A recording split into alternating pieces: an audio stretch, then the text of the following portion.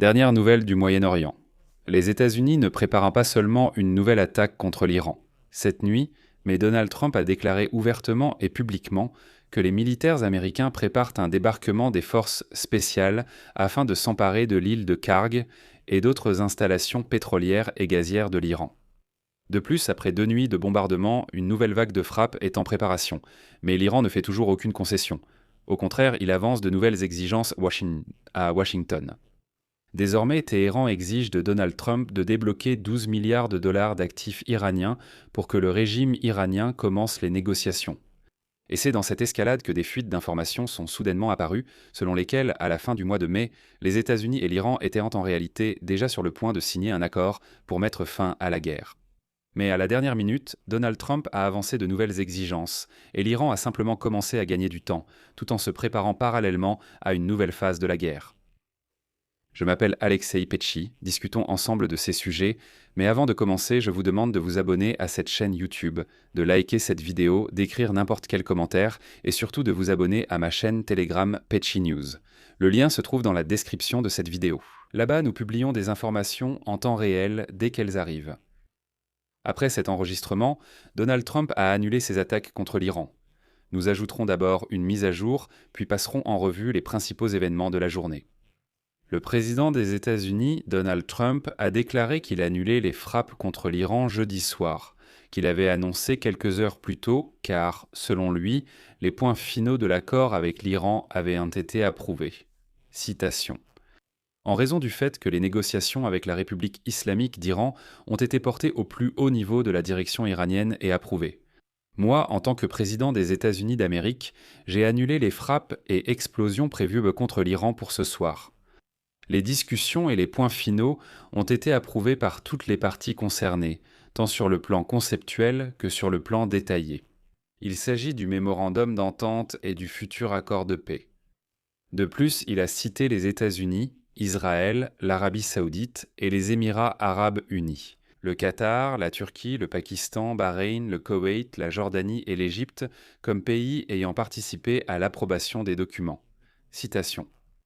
Le blocus naval restera pleinement en vigueur jusqu'à la conclusion de cet accord. La date et le lieu de la signature seront annoncés prochainement. Un peu plus tard, le média Axios a ajouté que l'Iran avait informé plusieurs pays qu'un accord de principe avait été atteint lors du dernier cycle de négociations. Mais il y a une nuance ici. La décision finale concernant l'accord doit encore être prise par le guide suprême de l'Iran, Majtaba Khamenei. Les amis, je vous recommande tout de suite de vous abonner à ma chaîne Telegram Petchi News. Le lien se trouve dans la description de cette vidéo, car les actualités y sont publiées au fur et à mesure et toutes les mises à jour sont publiées en temps réel.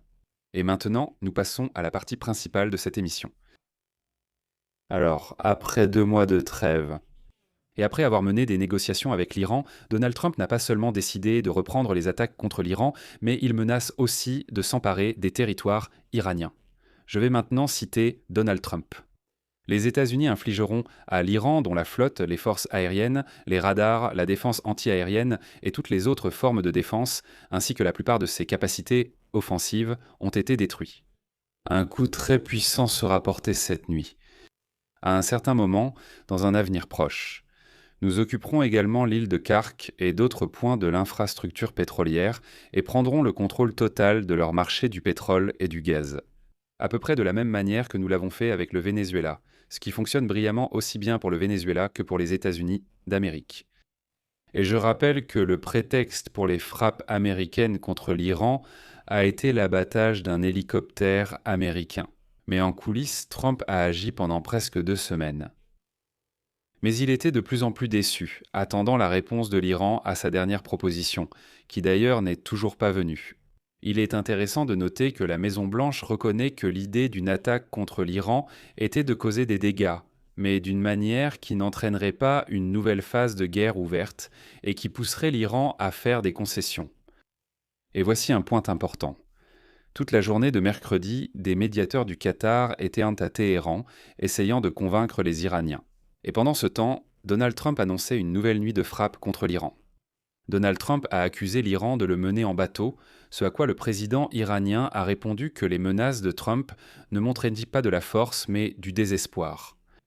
Néanmoins, il est rapporté que quelques heures avant les premières frappes de mardi, la Maison-Blanche a tenté une nouvelle fois d'obtenir des réponses claires de la part des Iraniens concernant la dernière proposition de Donald Trump, mais sans succès. Même les Qataris présents à Téhéran et en contact avec les Iraniens n'ont rien obtenu d'eux. Aucune réponse du tout. La Maison-Blanche disait directement aux Iraniens que le temps était compté, mais les Iraniens ont déclaré qu'ils ne croyaient pas à ce bluff. Autrement dit, les Iraniens ont simplement pris cela pour un bluff, pensant que Trump bluffait et qu'il n'attaquerait pas de toute façon. Par conséquent, Trump n'avait pas d'autre choix que d'attaquer réellement. De plus, des sources d'Axios ont déclaré que mardi, alors que les chasseurs américains avaient déjà décollé des Pays-Bas et se dirigeaient vers les points d'où ils attaqueraient l'Iran, la Maison-Blanche a une nouvelle fois transmis un message aux Iraniens disant que nous allions maintenant frapper, mais uniquement vos installations militaires. Ressaisissez-vous avant qu'il ne soit trop tard. C'est le dernier avertissement. L'Iran l'a de nouveau ignoré. Mais ensuite, des détails tout simplement choquants sont apparus.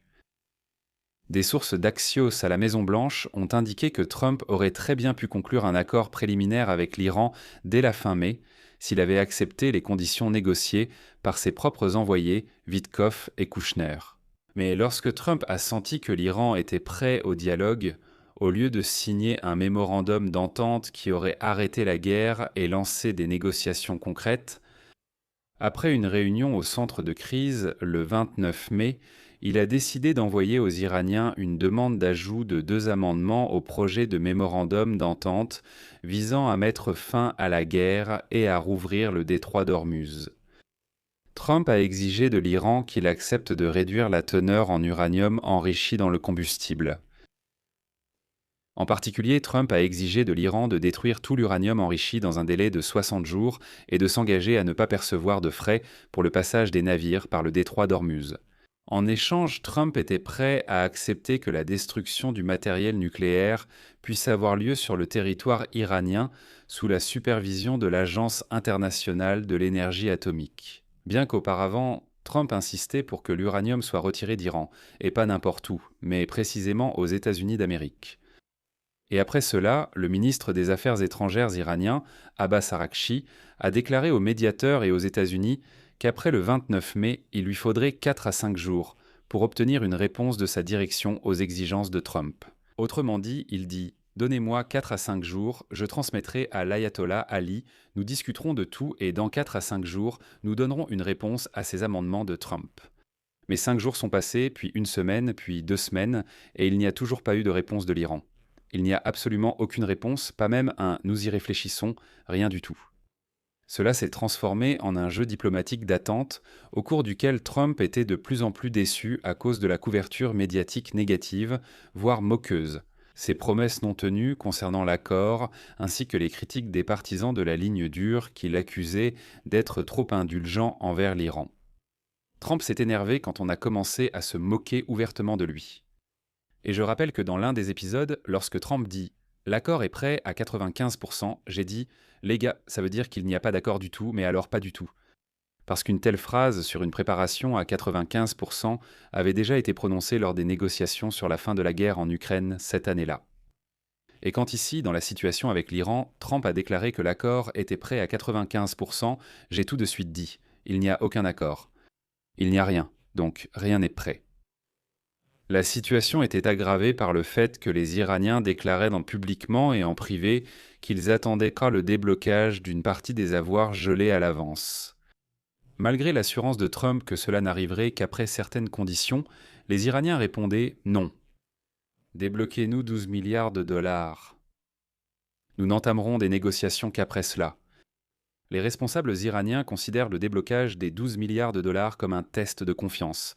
Ils déclarent « Si Trump libère l'argent, nous lui ferons confiance, mais actuellement, ce n'est pas le cas. » Mais ce n'est pas tout.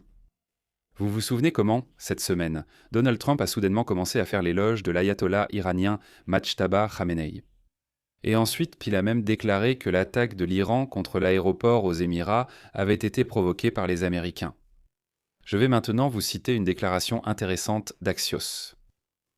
Selon des sources, les négociateurs américains et les médiateurs régionaux ont à plusieurs reprises averti les Iraniens au cours des 12 derniers jours de la nécessité de donner une réponse, avant que n'apparaissent les soi-disant facteurs provocateurs susceptibles de compromettre les négociations. Ou bien un incident tactique va-t-il entraîner une escalade de la situation?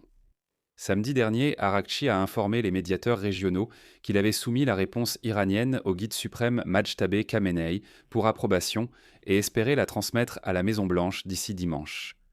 Mais lorsque la réponse n'est pas arrivée non plus dimanche, un jour plus tard, Israël a frappé Beyrouth, l'Iran a commencé à tirer des roquettes sur Israël, et les Israéliens ont riposté en frappant Téhéran. Nous avons dit aux Iraniens qu'ils avaient commis une énorme erreur en lançant une attaque contre Israël, car ils ont offert à Bibi une excellente occasion de faire échouer les négociations, a déclaré une source régionale ayant participé aux discussions. Deux sources régionales ont affirmé que les États-Unis et l'Iran étaient réellement proches d'un accord avant l'escalade du conflit entre Israël et l'Iran. Mais après cela, les Iraniens semblaient craindre que leur accord soit perçu comme une capitulation face à Israël. Un responsable israélien a déclaré que le comportement de l'Iran reflète les convictions de Khamenei et de ses plus hauts commandants, à savoir qu'ils ont l'avantage. Ensuite, il y a eu l'incident avec l'hélicoptère de l'armée américaine et de nouvelles menaces de la part de Trump. Et maintenant, il est possible que l'administration du président américain cherche à forcer l'Iran à faire des concessions par la force, ce qui pourrait vraiment changer la situation, mais il y a aussi le risque de retomber dans l'abîme. Les États-Unis vont attaquer, et les adversaires de l'Amérique dans la région cesseront de considérer les attaques américaines comme une réponse proportionnée à l'agression iranienne et commenceront à y voir de plus en plus clairement une agression de la part des États-Unis. Pour l'instant, l'Iran ne montre pas qu'il est prêt à faire des concessions, d'autant plus qu'il a eu 2 mois entiers de trêve, que Trump lui-même lui a offert afin de se réarmer et de se préparer à une nouvelle phase de la guerre. Je m'arrête ici pour l'instant, abonnez-vous pour ne pas manquer le prochain épisode, likez et partagez vos avis en commentaire. C'est tout pour aujourd'hui, prenez soin de vous, à bientôt à tous.